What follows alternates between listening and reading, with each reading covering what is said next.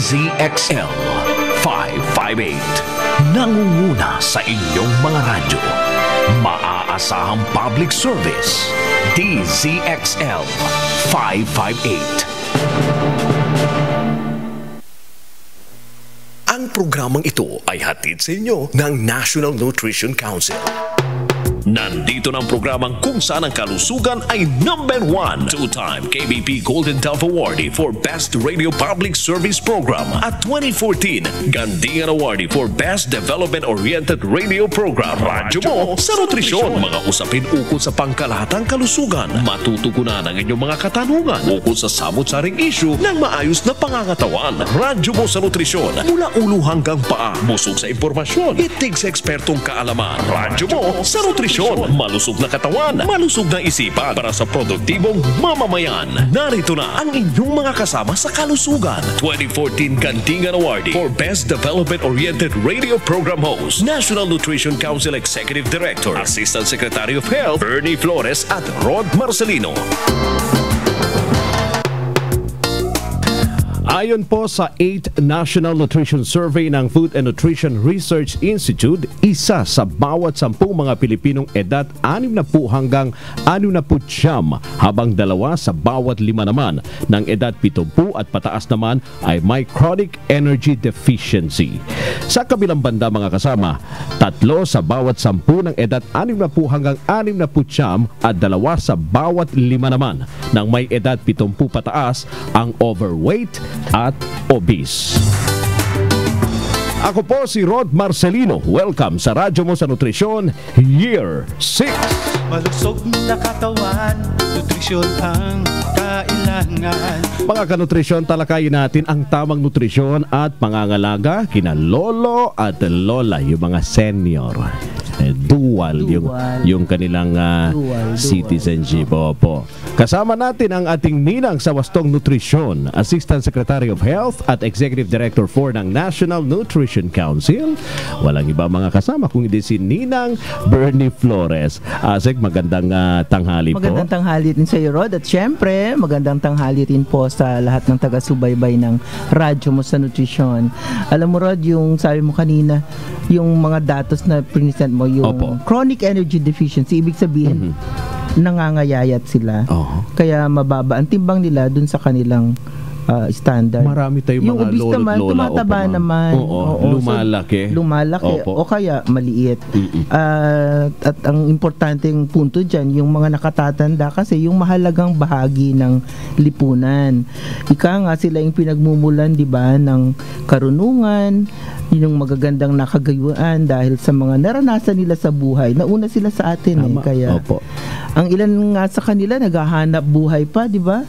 Kahit na nag-retire na dun sa first job o magtatrabaho pa, hindi pa rin sila humihinto. Meron naman, marami alam na may mga apostolic work. Nag-aasikaso ng mga apo. Kaya apostolic work, yung pala yun. While nagtatrabaho yung mga anak naman nila, yung mga apo ang inaasikaso nila. Sinasabi na ko, sila daw po nasa mga bandang 3:00 na ng hapon. Ano yun? Ibig sabihin, palubok na mami. Pero yung mga lolo at lola natin, maaaring malagay sa alanganin kung hindi nga mapapangalagaan ang kanilang nutrisyon. Opo, at upang mga kasama, tulungan tayong matalakay ang wastong nutrisyon para sa mga lolo at lola natin. Sasamahan tayo ng isang clinical nutritionist dietitian mula po sa Dietary Department ng University of the Philippines, Philippine General Hospital, na si Ms. Maria Jeannie C. Vertudazo. Magandang hapon po at welcome muli, Ma'am Jeannie, sa Radyo Mo sa Nutrisyon. Pang second time na po ba ito, Ma'am? Pangatlo po. Pangatlo na pala. Suki na rin natin si Ma'am Jeannie. So, magandang hapon po, Ma'am Jeannie. Magandang hapon din. Oo nga. Napakasaya ko at nakabalik ako dito. Kami din po, masayang-masaya dahil mayroon na naman kaming matututunan mula po sa inyo. Partikular yung ating mga lolo at lola ngayon na nasa harap po ng kanilang mga radyo at sinasamahan tayo. Nakikinig po sa ating programa. So diretso na po tayo, Ma'am Bernie at Ma'am sige. Jeannie sa ating talakayan.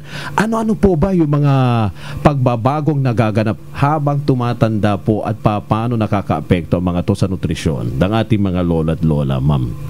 Talagang napakaraming pagbabagong nagaganap kapag Oo, tayo ay umeedad na o yung older person or pag nag-reach na ng 65 and above. So una, merong mga oral at gastrointestinal Oral, changes. sa bibig. Opo. Oo, oral. So una, yun, yung mga ipin na kulangan na o nabawasan na.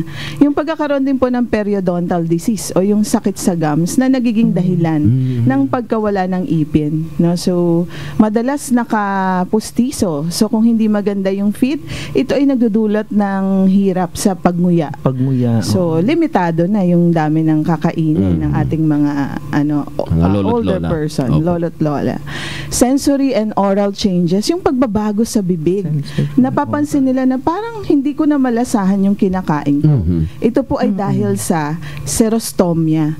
O yung, ibig sabihin nito, less na po or kulang na yung laway na pinoproduce ng ating bibig. No, so karaniwan, pag sila pa yung nagluluto, either matabang o sobrang alat. Kaya yun yung mga pagbabago na maaring maging dahilan din ng kawalan ng gana sa ng appetite. pagkain. Tapos meron ding mga pagbabago sa bituka, GI and gastrointestinal secretions. Kumbaga, yung mga juice o yung mga likido na ginagawa ng ating bituka kapag tayo ay kumakain, nababawasan na kapag tayo ay nagkakaedad.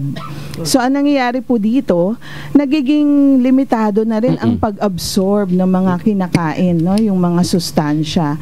Gaya ng yung tinatawag nating hypochlorhydria o yung kakulangan ng gastric juices na kailangan din sa pag-absorb ng isang klase ng vitamin, yung vitamin B12. No? So, pag nagkakaedad, bawas na rin yung mga juices Pati na yung ito. digestive system pala, may epekto. Bumabagal. Bumabagal. Yung motility na tinatawag, bumabagal din siya. Kaya karaniwang problema ng mga senior ay yung pagkakaroon ng constipation o yung TB. Ayun. No? So, mas mahirap yung pagdumi o kaya irregular naman yung pagdumi nila. Opo. Sa kanilang, may mga skeletal changes, musculoskeletal changes. Number 1 na dito yung tinatawag nating sarcopenia. Ano ba yung sarcopenia? Ito po yung kung dati mas marami tayong muscles, napapalitan ng taba, yung body composition ng pag-edad natin. So, ang anong effect nito? Nagiging mas mabagal kumilos, mas limitado, hindi makahawak ng mabuti ng mga, dito na nababasag yung mga plato, Tsaka no? Na natatalisod. tutumba. Opo. Kasi Natatalisod. yung mga muscles, siya yung parang pundasyon siya yung magiging support mo sa buto. So, nangyayari yan, nagiging limitado na rin yung pamamalengke, pagluluto. No, so yung quality ng Kulang na kakainin. rin sa exercise sila dahil sa... Oo, parang ganun po, hindi makalabas. No? So sa pagkain naman, hindi ka makaluto kasi masakit yung mga kamay mo. So limitasyon din sa pagkain ang naidudulot nito, yung quality ng pagkain at yung sapat na dami ng pagkain. So yun. Okay. Kadalasan po, ano po bang nagiging malnourished yung mga nakakaedad? Ano po yung dahilan at paano po ba ito matutukoy, ma'am? Ano yung mga sintomas ng pagiging malnourished ng isang may edad na? Resulting, as a result ng mga changes na ganang sinasabi pagtanda. kanina ni Ma'am Jeannie. Yun. So yung malnourished ba sila? Oo. talagang malapit sa malnutrition. So, ang malnutrition, alam po natin, ma'am, na dalawang aspeto. No? So, yung malnutrition, yung undernutrition, dahil nga kakulangan sa pagkain, kumakain man, less na yung availability ng sustansya. Kasi yung mga liquido o yung gastric juices, kulang na rin. No? So, yung absorption ng sustansya, limitado din. Ano ba yung karaniwang simptoma? No? So, una, yung pagbagsak ng pangangatawan. No? So, karaniwan sinasabi, mababa yung timbang o yung nangangayayat. Pero sa physical, madaling makita. Sa mukha, no, nagiging humpak yung pisngi, no, lumalalim. O kaya yung mga buto dito sa balikat, nagiging mas prominente na siya. Yung clavicle, nakikita na para ng hanger. Tapos yung mga dating malulusog na braso, lumalambot o lumalaylay. No, so ito ay mga parang mga simptoma na kailangan natin gumawa ng paraan. Dahil ang senior senior na iyon ay may problema sa nutrisyon. Pero di ba, Ma'am Jenny, pagka tumatanda, nagbabago rin yung mga requirements for nutrients. Yung halimbawa, yung dietary intake mo, magbabago na rin, di ba? Opo. So, ano yung mga requirements ba pag tumatanda? Ano yung mga klase ng mga nutrients na nababago? Sa pag-edad kasi sinasabi nila na merong pagbabago sa pagkilos, no? Karaniwan dati kang aktibo, hindi ka na masyadong makakilos. No? So, ibig ba sabihin, bawasan din dapat ng matatanda yung kain nila? Yun po. Medyo yung requirement para sa energy ay bumababa, no? So Okay. sa mga seniors, ang sinasabi sa mga references, mga 25 to 35 kilocalories per kilogram per day. O kung yung total na energy requirement, ito ay mga between 1,300 to 1,800 calories na lamang. Sa protina din, halos So, pareho from din. mga 2,000, Miss Jenny, from 2,000 bababa sa 1,300, ganon. Opo, parang ganun po. Lalo kung yung mga active adults, no? So, yun yung requirement nila. Pero pag dahil hindi ka na masyadong gumagalaw, dahil limited yung movement, bababa din yung energy requirement mo. Dahil kung hindi, ganun pa rin yung kain mo, ang isang problem naman yung sobrang, yung obesity, kabilang no? aspeto, Oo, overweight, obesity. Oo. So, ano yung mga, ano ba yung mga sustansyang mas kailangan ng mga dual citizen? Mga lolo-lola na nakikinig sa atin para maano naman sila, magbigyan sila ng guide. Although sinasabi nga po natin na bumababa yung energy requirement, may mga findings po sa mga researches na yung mga seniors ay kulang din yung kinakain nila in terms of yung sa enerhiya at protein. Okay. So, kailangan sapat din yung amount ng energy at protein. Okay. Sa protina, dapat mga 55. Kung 55, halimbawa isang meal, may isang hiwa ka ng ulam. Ano ba isang hiwa? Kung manok ito, isang chicken leg, no? Kung ito naman ay isda isang gilit o isang posta ng bangus. O kaya, isang maliit na tilapia. Opo, no, ganun. opo, yun. Yung mga tilapia o hasa-hasa, alumahan. At meron ding isang healthier, kumbaga alternative ng protein, yung mga medyo low fat, kasi kailangan natin yan. Yung mga beans and nuts, no? Kalahating tasang munggo. No, ito ay ang munggo malambot naman yan pag baka naluto. sabihin nila mas mataas sa uric. Oo, yung kaaway sa munggo, no? So kung hindi naman ito kakainin araw-araw. Pero mas mataas po ang uric acid ng sisig kaysa sa munggo. At saka yung mga organ laman loob. meats. Laman loob po. Baka mahilig naman si Lolo sa Baka pag nagluluto sa sila munggo, pero mataas ang Ayun. yung munggo na ginagawa niluluto nila may halong laman loob kaya tumataas yung uric, hindi dahil sa munggo. Oo, hindi naman madami. Oo. Tapos ano pa po? Ang pinaka-deficient talaga, mostly nandun sa side ng vitamin and mineral. No? So, una, folate, kailangan sa RBC formation, yung para hindi maging anemic. No? Sa blood. Oo, galing po ito sa mga green leafy vegetables, no? Yung berde at madahong gulay, gaya ng malunggay, pechay, yan, mga beans, no? At orange. Ma'am Jenny, you made mention about vitamins and mineral supplements. Gaano ho kahalaga ito sa mga lolo't lola natin? Yan, so sa minerals napakahalaga dahil sinasabi nga natin sila ay prone o madaling mabagsak, no, dahil sa osteoporosis, yung buto ay medyo nagiging marupok, no. So calcium ang kailangan nila at vitamin D, no. So itong dalawang to magka-partner sa pagpapatibay ng ating buto. Sa mga lolo at lola nating tagapakinig, meron bang dapat silang lilimitahan sa pagkain naman? Sa lilimitahan po, ito ay depende sa estado ng kalusugan, no? So karaniwan kasama dito yung mga tinatawag natin non-communicable disease o yung mga sakit na hindi nadulot ng overweight, obesity, no? So pag may high blood o hypertension, sakit sa puso. Rod, alam mo na yun, ano? Kung ano yung mga matatamis. Foods. Mamantika. Yan. Yun lang Maaalat. Kasi yung mga lola iniiwas iniiwasan nila yung mga matitigas pagkain dahil hindi na kaya nguyain sa ngipin. Pero yung pala Opo. ma-food Yung pala. mga ma-foods ang dapat nilang iwasan. So bago tayo magpatuloy, Rod, pag-usapan muna natin yung ating nutrition word for the week. At ang tampok na salita natin for this week ay soluble fiber. Tama-tama rin sa diniscuss kanina ni Ma'am Jenny. Ang soluble fiber ay isa sa dalawang uri ng dietary fiber na nakatutulong sa ating digestive system.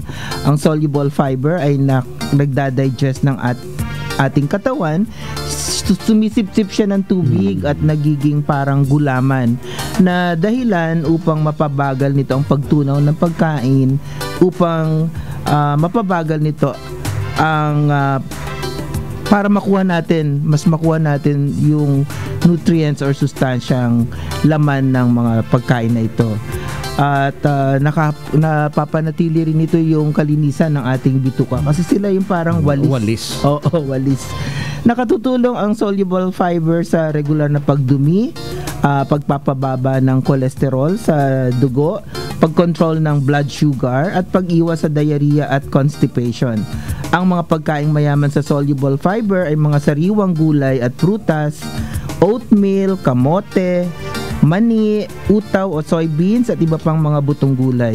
Ugaliin po lalo na ng ating mga lola at lola ang pagkain ng 5 dulot o katumbas ng 400 grams na gulay at prutas araw-araw upang makakuha ng sapat na soluble fiber na kailangan ng ating katawan. Yan po ang ating nutrition word for the week, ang soluble fiber. Maraming salamat po, Asek Bernie, sa ating nutrition word for the week. Mga kasama, doon naman sa mga gusto pong magtanong, lolo at lola, kung kayo ho ay mga tanong ho, mahilig po. Yung mga lolo ko yun, high-tech na rin eh. May mga Facebook account na rin. Active din sa pagte-text. So, eto na po yung pagkakataon ninyo. Para sumali sa ating talakayan. Pwede ho kayo mag-text sa 0921-431-1044. Yan ay para sa mga gumagamit po ng Smart. At yung mga Globe users naman ay 0927-650-6795 o di kayo tumawag po sa 882-2374. Maki-interact din po kayo sa aming hashtag Radyo Mo sa Nutrisyon Year 6 at i-add nyo na rin po kami sa inyong circle sa Google+. Panoorin din po ang mga dating episode, pati na rin itong episode natin ngayon sa YouTube channel Radyo Mo sa Nutrisyon Year 6. One word lamang po yun. At nasa High Definition Ustream DZXL Online TV na rin po kami sa Signal Digital TV Channel 209 at mayroon pa sa Dream Cable TV Channel 5. At bisitahin nyo rin kami sa Facebook. I-like nyo po ang Radyo Mo sa Nutrisyon. One word po yun. At sa Twitter naman ay Radyo Nutrition. One word din po yun. At bisitahin nyo na rin ang aming website nnc.gov.ph at yung official Facebook page ng NNC na NNC Official. At eto na, mga kanutrisyon, mga suki natin sa mga lola na gusto magkaroon ng load. Para makatext kay lolo. Para tama. Na nasa kabilang dulo ng lamesa. Malapit lang nagte-text dahil may MU. Eto na, mga kasama. Kwento si Rod. Mga lolo at lola, sali po kayo sa ating text question of the day dahil bawat po isa sa unang 6 na makakapag-text po ng tamang sagot ay mananalo ng 100 pesos na cellphone load, mga kasama. At ang tanong po, mga kanutrisyon, magbigay ng 2 nutrient or sustansya na higit na kailangan ng mga lolo at lola natin. Opo, narito pong paraan sa pagsali po sa ating text question of the day. I-text lang po inyong sagot sa ganitong format, ang inyong full name, eksaktong address, ilagay po ang street, barangay, bayan o lungsod at lalawigan. At syempre, ang sagot po at isend po ito sa 0908-579-6898. Sa ating pagbabalik, ipagpapatuloy po natin ang talakayan tungkol po sa wastong nutrisyon para kay Lolo at Lola. Yan po ay sa pagbabalik ng sa Radyo Mo sa Nutrisyon. Radyo Mo sa Nutrisyon. Mangmoy, nandito si Aling Otsit. Kamusta po? Eto, 77 na, kumakayod pa rin. 77, matibay ang mga buto nyo, Nay. Sinusunod nyo tiyak ang Kumainment number 5. Uminom ng gatas at kumain ng ibang pagkain mayaman sa calcium. Siyempre, pero kaya ako narito, baka gusto nyong bumili ng dilis. Yung palang naamoy ko. Dilis, mayaman sa calcium yan. Isang tabo nga yan, Mother. Oo ba? Ako, isang balde. Sundin ang 10 Kumainments para sa sigla at lakas ng buhay. Paalala ng National Nutrition Council ng DOH. Narito na tayo sa Kumainment number 8. Mangmoy, Hinay-hinay sa pagkaing maaalat, mamantika at matatamis. may tanong po si Miss Josie. Masama ba kung puro prito kinakain? Oo naman, Josie. Isipin mo ang taba at mantikang maiipon sa puso at ugat mo. At dahan-dahan din sa chichirya at soft drinks. Naku, mahilig pa naman ang mga anak ko dyan. Sanayin na sa wastong pagkain habang bata pa. Tumpak, Mangmoy. Sundin ang 10 Kumainments para sa sigla at lakas ng buhay. Paalala ng National Nutrition Council ng DOH. Radyo mo sa nutrisyon. Alright mga kasama, welcome back po dito sa Radyo Mo sa Nutrisyon. Ulitin ko lang po, Ma'am Bernie, yung ating text line no, para sa mga lolo't lola na gustong magtanong. Pwede po kayong tumawag sa 882-2378, 882-2371 at 882-2376. O di kaya mag-text po sa 0921-431-1044. Yung Globe naman ay 0927-650-6795. Ito na po pagkakataon para ho kayo magtanong patungkol po sa inyong nutrisyon, mga lolo't lola. At gusto rin nating i-acknowledge, Ma'am Bernie, ang ating NNC's Nutri-Eskwela Radio Station, ang Radio Kaagapay from Sibagat, Agusan del Sur, at sa kanilang station manager na si Mr. Zosimo Chinedo Jr. Ayun, Agusan del Sur. Bisaya ba yung kanilang salita? Oo, Bisaya. So, maayong Karaga. Opo, region. Maayong udto. Po. At ugdaghan salamat sa inyong pagpaminaw. Ayun. Alright mga kasama. Well, kasama pa rin natin ngayong hapon si Miss Maria Jeannie C. Vertudaso, isang clinical nutritionist dietitian mula po sa Dietary Department ng University of the Philippines, Philippine General Hospital. Napag-usapan po natin yung mga uri ng pagkain kanina na mainam para kina lolo at lola. Ma'am Jeannie, ano naman po ang maire-rekomenda po ninyong preparasyon o paraan ng pagluluto na suwak para kina lolo at lola na nakikinig po ngayon sa ating programa? Ayun. Kung may napapansin po tayong problema sa pagnguya, no, dahil na banggit nga natin kanina, no, madalas yun ang problema. Iniiwasan nila yung mga matitigas sa pagkain. Ayaw na nilang magpustiso. Oo, mas gusto nilang kumain ng wala yun. Parang hindi daw talaga nila nalalasahan yung pagkain pag may pustiso. Kasi nga dun sa changes kanina na binanggit ni Ma'am Jenny, pagkatapos nakapustiso pa sila, lalong hindi nila malalasahan. Opo. Kasi, pagka ganun, ano yung mga dapat? Opo. So, maaari nating gawing soft diet o yung pagkaing malalambot, no? So, sa mga gulay, ito na yung iluluto natin ng laswa o yung nilalaga. Yung malalambot na gulay gaya ng carrots, no? Sayote, upo, kalabasa, yan, masarap. Wag namang sobrang lambot, baka mamaya hindi nang yun yan, nilanok na. Parang malugaw na po yung itsura ng gulay. At dahil kailangan nila ng protein, karaniwan ang karne ay matigas pag niluto, lalo kung pinirito. So, pwede itong gawing mechanical soft. Ano ba yung mechanical soft? Ito naman yung gagawa tayo ng pagtatadtad. Ang isda ay pwedeng himayin, no? Ang karne ay pwedeng giniling, no? At kung lulutuin, wag dry. Kailangan medyo moist. Yung may sabaw-sabaw o may sarsa para ito ay mas malasahan at ito ay mas madaling kainin. Yung mga pagkain na yung mga makakain ng madami, maaari tayong mag-offer ng mga inumin na mataas ang sustansya, yung mga tinatawag nating nutrition supplements, no? Isang basong gatas, no? O kaya ay mga inumin na maraming sustansyang taglay, may protina, no? May calcium. Itong mga to ay makakatulong upang madagdagan yung kanilang kinakain. Pero usually mahal yan, ma'am, Mahal? Mahal nga po. So maghanap lang tayo ng mga iba pang brand na medyo naman hindi kamahalan. Opo. Yan. At ang isa pa nating pwedeng gawin ay pagbibigay ng mga pagkain na malinis at ligtas. No? Yung tinatawag nating neutropenic na pagkain. Ano ba yung neutropenic? Ito yung dahil sa sinasabi natin ang senior years ay bumababa yung resistensya sa pangangatawan. Madali silang magkasakit. Sipon, ubo, no? Kailangan yung kakainin nila ay lutong-luto. No? So, kung mga prutas man ito, kailangan binili nila ito ng buo, sila na yung maggagayat. Huwag bibili ng mga dati ng gayat kasi baka yung kutsilyo na ginamit o yung kamay nung naghawak, merong tinatawag na bacterial load. Kumbaga sa kinain niya may bakterya, mamaya masira yung tiyan, magtae si lolo at si lola. Opo. Ma'am Bernie, may caller po tayo. Ay, sige. Si Tatay Narciso ng saan to? Project 4 ba? Tatay Narciso, magandang hapon po. Magandang hapon din. Taga saan ho kayo? Project 2. Project 2. Opo, sige po. Ilang taon na ho kayo, Tatay? 60. Ay, oo. 60. Senior na. Senior Kasi na. ang Dual tanong lang, citizen. Dual. Sir. Opo. Sige po, Tay. Kasi ako, ang resulta ng ng laboratory, puro ko sa potassium o baba.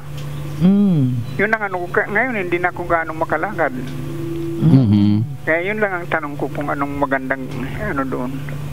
Yan. Mababa yung potassium. Oo. So, ito ay karaniwang bumababa pagka may iniinom na gamot na nagpapaihi. O yun yung hypokalemia na tinatawag. Ano kung meron siyang iniinom? May iniinom po ba kayong gamot na kayo ay laging umiihi? Pang high blood? Amlodipine, ma'am. Ayun. So, ito ay isa sa, kumbaga, side effect nung inyong gamot na iniinom. Ihi kayo ng ihi, ang potassium lumalabas din kasi siya sa ihi. Ayun. So, ang mga paraan upang mapataas ang potassium ay ang pagkain ng mga pagkaing mayaman sa potassium. No? So, unang-una dito, karaniwan, pag potassium, sasabihin saging. No? Saging. Although, bukod sa saging, meron tayong iba, lahat ng prutas at gulay ay mayaman sa potassium. Meron pang mas mataas ang potassium content. Ito ay ang gatas. No? So, kung kayo ay hindi naman lactose intolerant o yung pag uminom ng gatas ay nagtatae, dagdagan nyo po yung gatas na iniinom nyo. At yung mga prutas. Ano po bang prutas ang paborito nyong kainin? Ma'am, pinya. Pinya. Mayaman din niya sa potassium. Fiber. At fiber, yan. Ano pa po? Pag nandun saging. Ayun. Saging kasi laging madami. Gawin lang pong araw-araw yung pagkain ng saging. Ayun. Oo.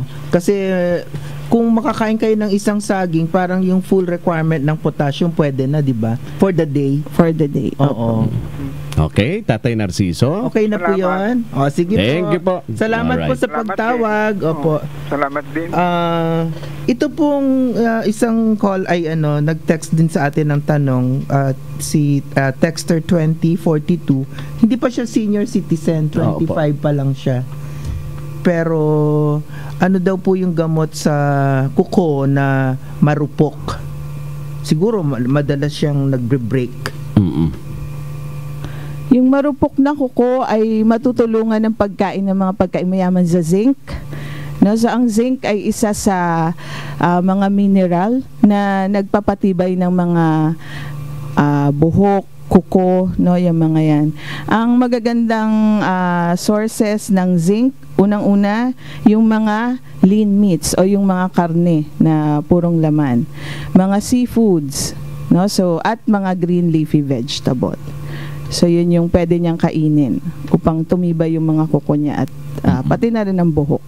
Yun. So, yun ang dapat niyang kainin. Nabanggit mo kanina, Ma'am Jenny, na yung iba dahil sa changes sa katawan habang tumatanda, hindi na sila nakakapagluto, hindi na rin nakakapamalengke. So ano yung pwedeng gawin ng mga kamag-anak, mga tagapag-alaga ng mga lolo't lola natin na nasa ganitong sitwasyon?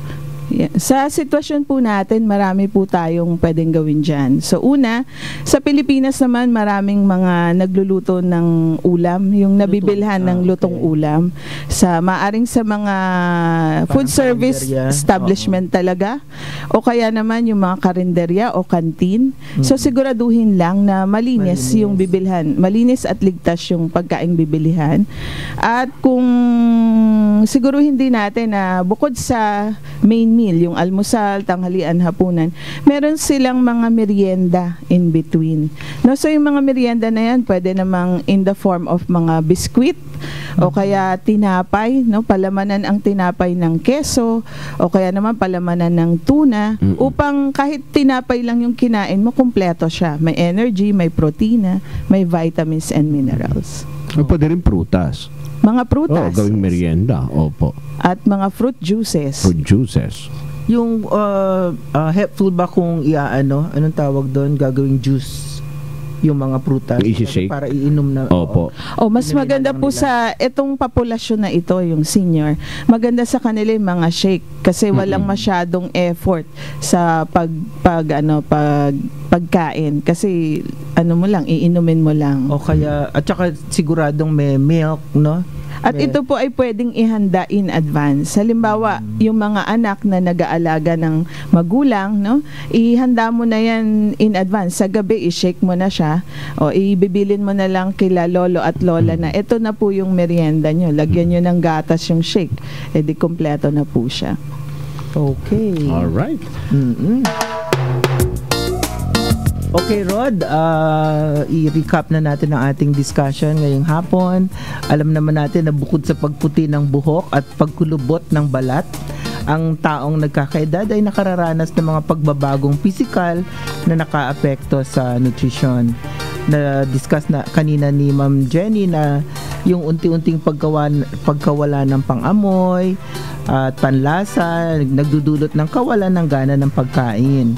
Yung pagkalagas ng mga ngipin, yung pati sakit ng gilagid, sanhi yan ang hirap sa pagmuya, paghina ng panunaw at pag-absorb ng mga sustansya sa pagkain, at maging yung paglabo rin ng mga mata at pananakit ng mga kasukasuan na dahilan naman ng hirap sa pagkilos tulad ng paghanda ng pagkain at mismong pagkain nito.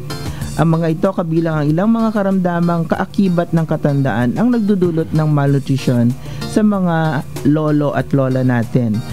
Bumababa man ang kanilang pangangailangan sa enerhiya, nananatili ang kanilang pangangailangan dun sa mga sustansya tulad ng protina, calcium, vitamin B12, vitamin D, yung kagaya kay Lolo Narciso kanina, yung potassium, magnesium, folate, iron, iodine at yung soluble fiber.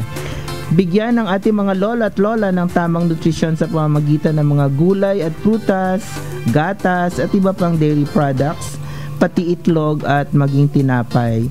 Higit ano pa man ang pag-aaruga ng pamilya at pagkakaroon ng isang age-friendly environment ang kailangan upang maramdaman ng ating mga lolo at lola na hindi sila nag-iisa at sila ay labis pang pinahahalagahan.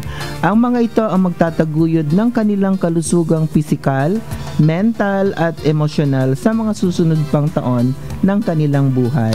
At nakasama po natin ngayong hapon si Miss Maria Jeannie C. Fertudaso, Clinical Dietitian mula po sa Dietary Department ng University of the Philippines, Philippine General Hospital. Maraming salamat po, Ma'am Jeannie.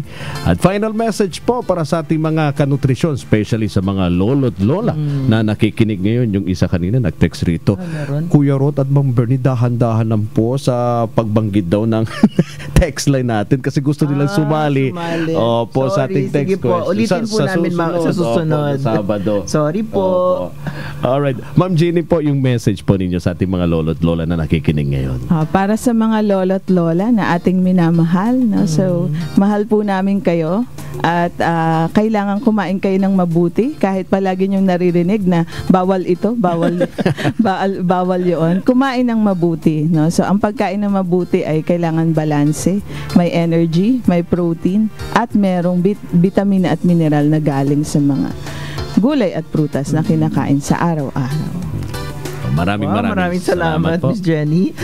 At mga kanutrisyon, lalo na sa ating mga lola at lola, ito na po yung 6 na nanalo ng Ikaw ang may kasalanan yan, ha? Masyado kang mabilis magsabi ng sorry number. po. Itong mga nanalo rito, mga lolo't lola rin ba to? Tanungin natin susunod. Okay, sige. I-announce na po ni Rod. Ito po, ma'am, ang unang winner of 100 pesos load ay mula po sa Balanga City, Bataan. Balanga, si Lovely Joy Rubio. Ilang parang hindi parang lola yung pangalan eh. Lovely Joy. Si Angie Amonzor from Oriental Mindoro. Panalo ka ng 100 pesos na cellphone load. Si Isa Madroga from Talatag, Bukidnon. Talatag, opo. Talatag, Bukidnon. San Isidro, Talatag, Bukidnon. Mindanao po yan. Talakag din kasi pero sa Bukidnon. Bukidnon din po. Talakag siguro siya. Opo. Si Evelyn Matias from Cotabato City. At si Althea Orzal from Ormoc, si Althea. At yung pang-anim naman, ma'am, ay from Manalo Street, Puerto Princesa City, Palawan. Okay, kompleto yung ating mga Anong pangalan niya? Si Priscilla Balasa. Hala, puro ale. Talo kayo. Walang mga parang hindi mga Very lolo. Very good. Congratulations po sa ating mga winner. At sana ay muli namin kayo nabusog ng kaalaman tungkol sa tamang nutrisyon at kalusugan. At doon sa mga gusto pa pong humabol ng tanong, huwag po kayo mag-aalala, mga lolo't lola na nakikinig ngayon, maaari pa rin pa kayo mag-text. Ito sa inyo po mga katanungan sa ating text line. Dahan-dahanin ko lang po, ha. At ulitin mo rin. At ulitin ko ulit. Opo. 0908 579 6898. Ulitin ko po, lolo at lola, ha? 0908 579 6898. Ayun. At kahit wala na po tayo sa ere, ito po yung sasagutin ng ating resource person na si Miss Jenny Vertudaso sa tulong po ng ating production team. Dahil yan po ang tunay na serbisyo publiko ng Radyo Mo sa Nutrisyon. At muli po tayo magsasalo-salo sa isa na namang malusog na talakayan sa susunod po na Sabado sa ganap na alas 12:30 ng tanghali dito sa Radyo Mo sa Nutrisyon sa DZXL 558. Tandaan mga kanutrisyon, dito po sa Radyo Mo sa Nutrisyon, abay bubusugin namin kayo sa impormasyon. At sisiksikin namin kayo ng mga tip tungkol sa tamang nutrisyon. At tutulungan namin kayong iwaksi po ang mga maling gawaing kumukontra sa mabuting kalusugan. Wastong nutrisyon, impormasyon. Solusyon, positibong aksyon. Tandaan lamang po, malusog na katawan, malusog na isipan, para sa malusog na mamamayan. Ako pang inyong lingkod, Assistant Secretary of Health at Executive Director ng National Nutrition Council, si Bernie Flores. At ako naman po si Rod Marcelino. Kami po ang inyong kabalikat sa kalusugan at wastong nutrisyon. Dito sa Radyo Mo sa Nutrisyon Year 6. Malusog na katawan, nutrisyon ang kailangan. Ang programang ito ay inihatid sa inyo ng National Nutrition Council. Para sa malusog na mamamayan.